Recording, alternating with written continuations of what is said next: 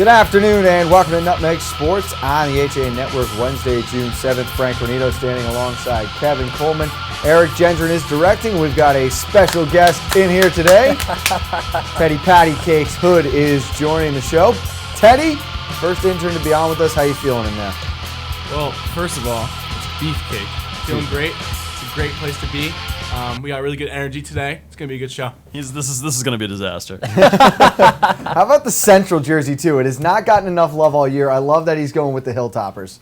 Shout out Central. The Hilltoppers are my boys. I was going to go New Canaan, but Central wasn't getting enough love, so I'm going to give them some love on the show today. But Central's not getting enough love, and I don't know that New Canaan deserves any after last night. Well, listen, I think before we get into that, I think, Teddy, you've been killing it on the Snapchat game, my friend. If you all have been following us on Snapchat, you see Teddy out there doing his thing on the sidelines during game time. Tech game after our first commercial break. But let's talk a little bit about Wilton's win. So dominant. I thought they played such a clean game, Kevin. It was a smart game. The biggest difference between them and everyone else yesterday afternoon, minimum turnovers. Minimum turnovers, and they have a hot goalie right now in Paige Brown. I thought she was playing excellent yesterday. And like I said during the broadcast, I think if Paige Brown can bring that same game, that same mentality, that same toughness, I think into the final against Darien. Listen, I'm giving Wilton a shot. You asked me on the broadcast yesterday, Frank, if I think Wilton has a chance. I think they do, just because of how good Paige Brown has been, especially down the stretch. If you remember, this is a team that had an early exit out of the FCAC tournament. And look at them now in the state tournament. They earned themselves all the way to the final as an 11 seed. Yes, it's going to be tough going up against number 4 Darien, but I'm giving Wilton a chance. And let me throw to the back of the house here. Besides Paige Brown, for you guys, who was the most impressive player on the field last night? I got to go with freshman Soldano. I mean, that was an incredible performance that I think not a lot of us were expecting. She really took over that game early on and really set the tone. I was really impressed with Wilton. I did not think that they would take control of this game as much as they did. I thought it would be a lot more like their first matchup where Wilton eked out an 8-7 win. That was really, really impressive by Wilton. And if they can play that same kind of game again, like you said, minimal offensive zone turnovers, they could maybe hang with Darien. It's a tall task, but I don't know. What do you think, Ted? Yeah, I think it's Sudano as well. She doesn't really play like a freshman. She plays a lot like a senior. They get those long possessions. Wilton did. They were not afraid to hold on to that ball. So if they do that against Darien, I think they can be successful. Yeah, she was looking like Dwight Freeney out there with that spin move she kept pulling out. That was really impressive. She was so strong, dodging to her right, that step left and the spin off of it. But Teddy, you make a great point right there, and it's the long possessions, Kevin. Greenwich scores first in this game. Wilton's able to tie it. They respond, make it 2-1. Then some big saves from Paige Brown before Wilton slowed down the pace, and they really just sucked the life out of the Cardinals, who are just they're not trying to press out too far, but they're allowing Wilton to just eat clock and work it around the outside of the offensive zone. And that's one of the big reasons why, is because they were great in the faceoffs. And again, we got to throw it to the freshman. Sudano was excellent in the faceoff circle. I mean, talk about a tough task going up against a very talented Greenwich Cardinal team who we spoke very highly of going into this game. And Sudano played up to her role as a freshman, doing a great job in the faceoff X, won a lot of faceoffs, a lot of ground balls in the dirty areas for Wilton, enabled them to get on the offensive end, really slow the pace down, like you said, and you saw that throughout the game, really slowing it down, sucking the life out of Greenwich. Greenwich never really had an opportunity, especially in that second half, to really get their offense going. And that's when you started to see them really start, the deficit was getting larger and larger. Speaking with Coach Copeland after the game, Kevin, she relayed a message to us saying it was just the worst time for them to play one of their worst games of the season.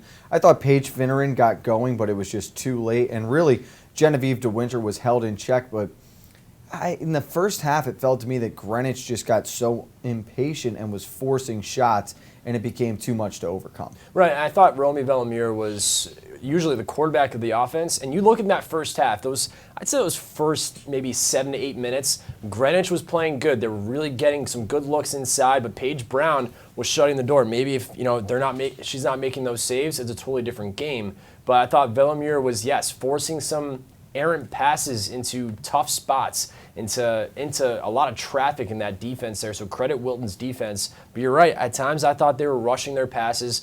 not looking as crisp as we've seen throughout this season for the Cardinals. They didn't have as many turnovers as you would expect to see on the scorecard, but it was the lack of possessions because of the way Wilton was playing that made it hurt so much. The Warriors winners 14-8. Let's look at the highlights, and we've got more on this game after those. Who absolutely crushed it in girls hockey for the Greenwich Cardinals. As the first shot on goal from O'Gorman. Gets past Brown's right foot. Working to her right, trying to shake free of Ware, trying to get a shot off. Here she beats Lovelace through the 5-hole. Sudano finally. She's isolated again, goes to that spin one more time and finishes on the right side. What a pretty move by Sophie Sudano. It's been her half here. 12 out in front of the net, lets one go down low, she scores.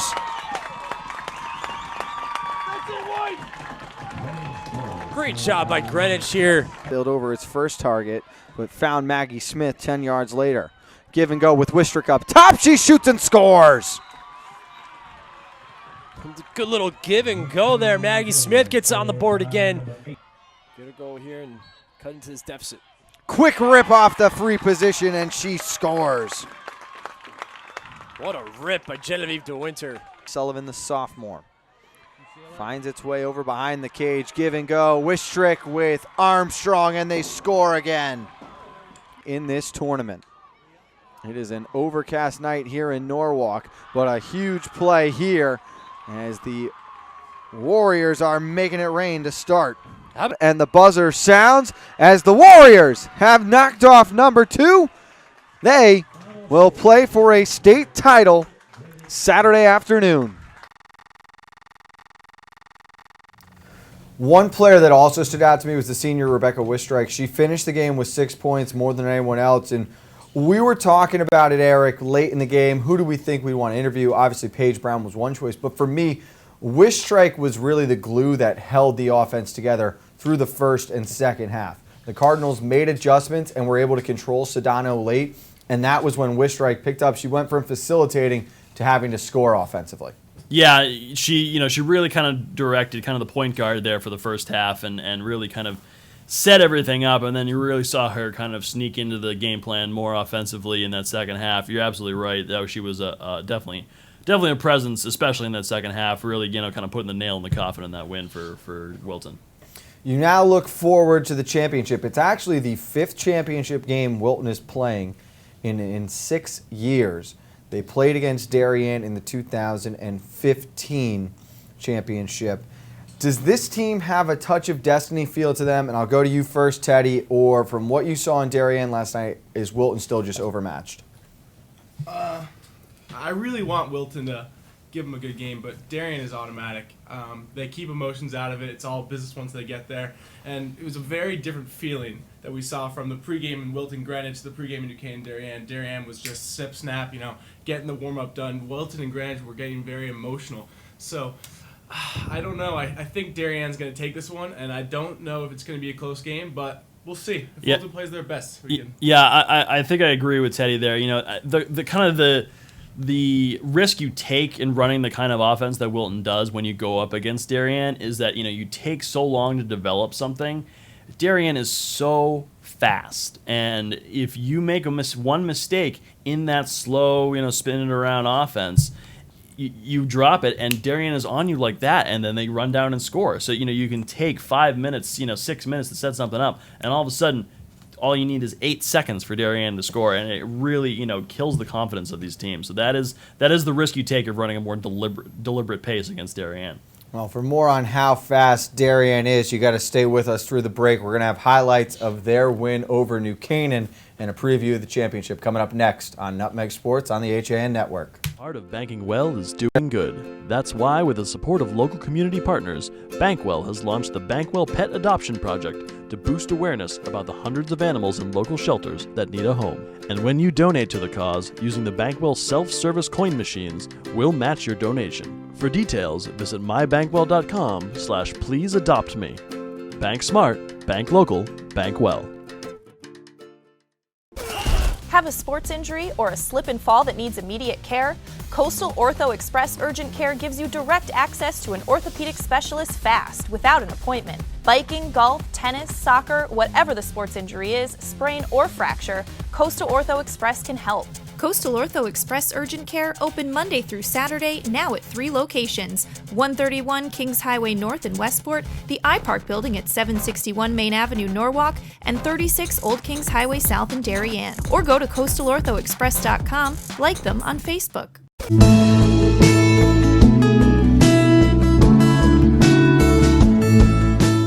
At the Milford Bank, we offer an extensive selection of lending products and services to meet virtually any need. Submit your application online in our Mortgage Web Center. Start to finish, you can apply for a loan in as little as 10 minutes. Our knowledgeable and helpful staff are available to meet with you at your convenience. To learn more about what we can do for you, stop by one of our Milford Bank offices or visit us at milfordbank.com. The Milford Bank, always there. Member FDIC, Equal Housing Lender. When it comes to considering the outside of your home, just imagine the possibilities. Whether your dream is a stunning free-form pool or a tranquil, secluded garden, the team of professionals at Stonebridge Associates will make it a reality.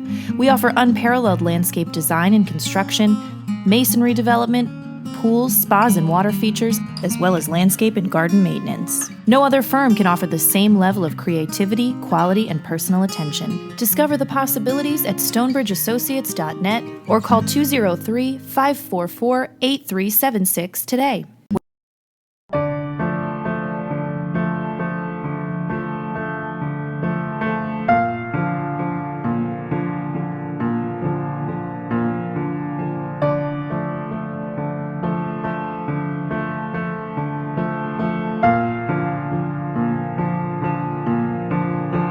Pizza to satisfy even the most demanding critics.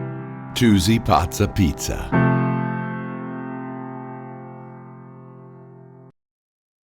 At InSports Trumbull, the game is always on inside. Sign-ups are now open for one of our most popular programs, the New England 80 Elite Lacrosse Division I and Division III Showcases. With D1 and D3 coaches in attendance, players will receive a 60-minute webinar with Director of Recruiting Hans Hansen, a custom NE80 penny, custom shorts, and a video of all games. Last year's event sold out quickly, so sign up now for the next showcase coming in January 2018.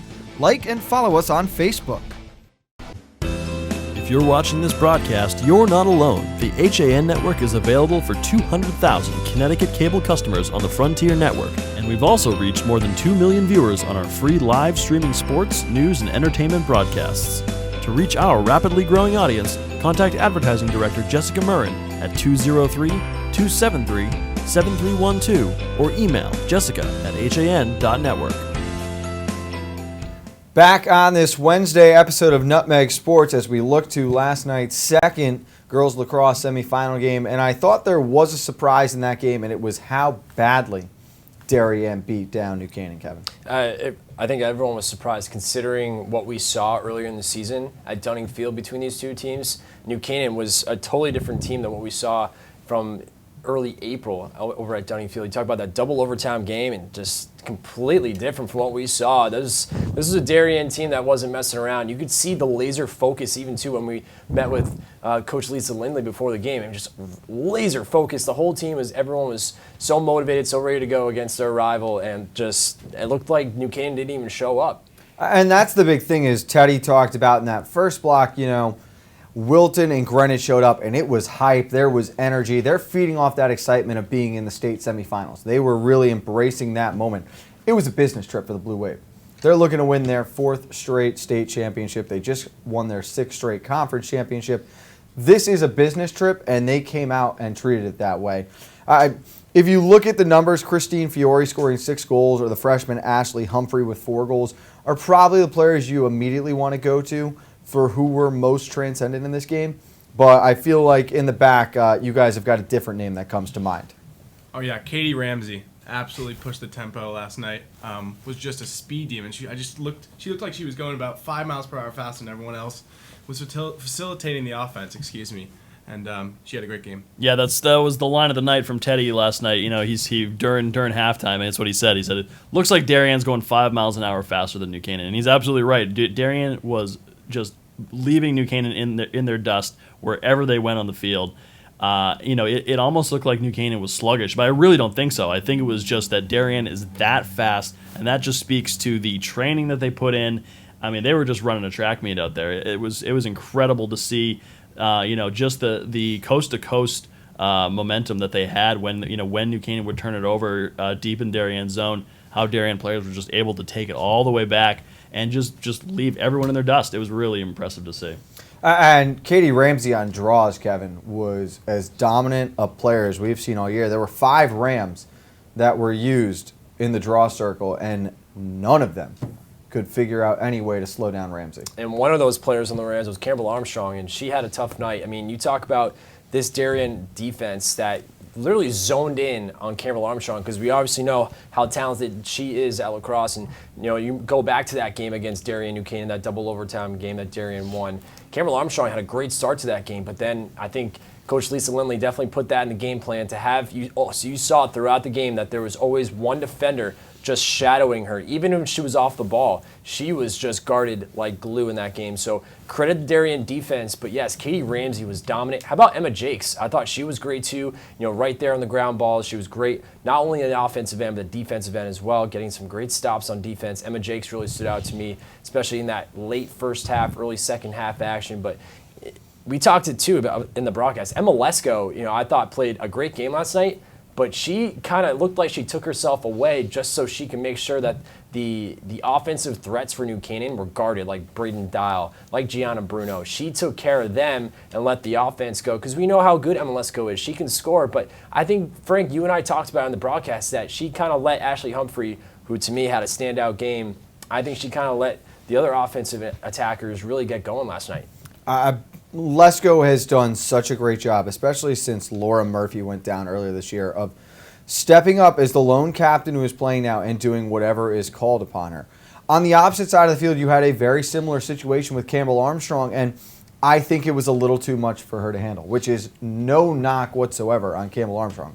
But ultimately, when you look back at this season, I really feel that it will be a disappointing one for the Rams.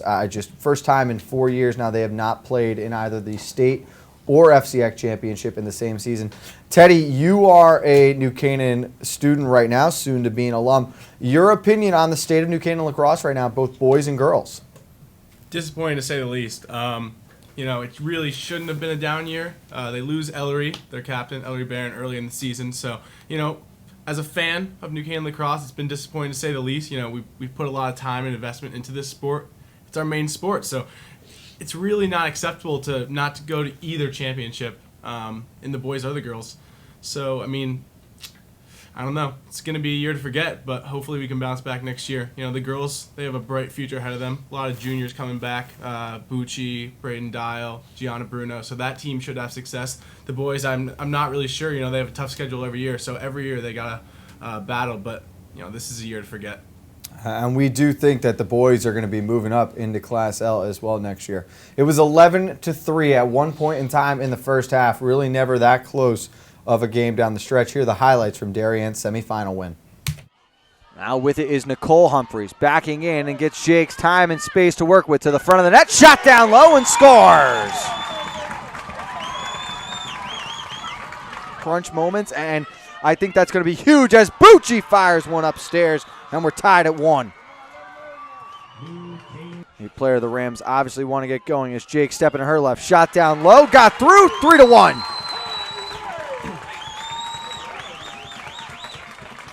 Back. They're fun to watch when they're clicking together. Dial makes a move from around the cage. What a look from Bucci. It's 3-2. Ramsey off the free position. Pass to the right side. Shot on goal. Score. And again, it's Humphrey. They complete the swing. Pass out to the front. Shot on goal. Score. What a pass. My goodness. It's Anna Stein. Double team couldn't shake free. Ramsey dodges to the left. Gets to the front of the net with space. Shot and scores.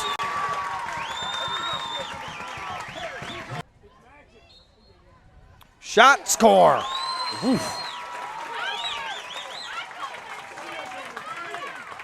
There's some smoke on that ball there, Frank. A much warmer day to end the 2017 season. Armstrong onto the board as she broke free down that right side. Made this year a lot of fun for us, and it's been a blast getting to cover the FCIAC, as there will be one more for insurance here. Tacked on for Darien, 20, and the Rams 10, as the Blue Wave will play for a 5th straight state title. They take on the Wilton Warriors Saturday afternoon, number 4, number 11. So a big win for the Wave, and Eric, you're right. I think moving into the championship game, if they elect to play that up-tempo pace again, there's not a team in the state, maybe even the nation, that can hang with them. It's the same with the boys. When they want to run, they get going. They're just too fast and too well coached. They're smart. They don't make dumb decisions. No one can keep up with them. Yeah, I mean, I think that's the only tempo they know how to play. I mean, that's just absolutely always at that speed, both the boys and the girls. And you're absolutely right about the coaching. I mean, Darien has these dominant wins, but still they have these small moments where just, whether it's Jeff Braemeier or Lisa Lindley, just coaching, circles around everyone else. We saw that moment last night where she called for the stick check. And just when New Canaan got a little bit of momentum, just call for the stick check. And, I think she probably knew that she wasn't, going to get the call. But called for the stick check, took their time, just check the stick, and it's fine, whatever. But it just sucked that little bit of life out of New Canaan. And that was right about the moment where Darien went on that 4-goal run, and all of a sudden it was 10-3. It was just a moment of brilliance that continues to define what a Darien lacrosse is. It will certainly be a great one on Saturday. They met in 2015. Darien was the winner in that. We'll see how the Warriors fare this time around. A lot of action was postponed from yesterday due to the inclement weather. We're going to give you a preview of what's going on this afternoon in the state tournament right after the break on Nutmeg Sports. At Budget Blinds, we're in business to frame the light, the day, and the night. So we give you an exclusive combination of high style, expert service, our no surprises pricing, and our no questions asked warranty. We believe that everyone, at every budget, deserves style and service. Isn't that a beautiful place to be?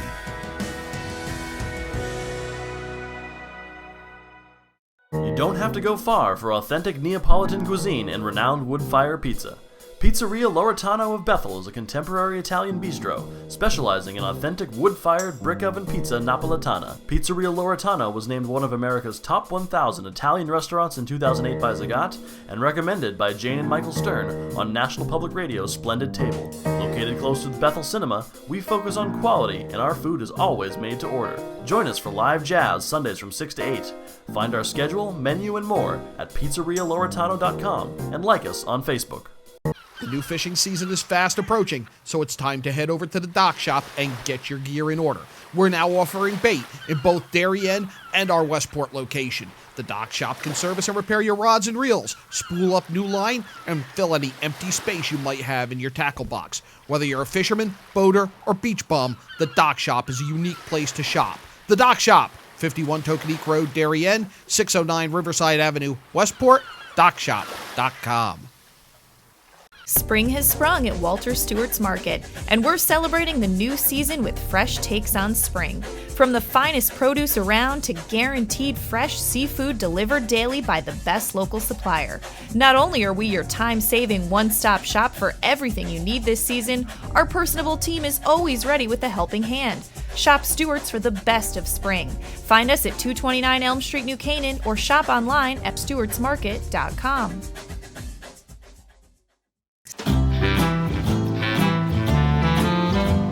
La France de Chartrenet, c'est la France de tous les Français.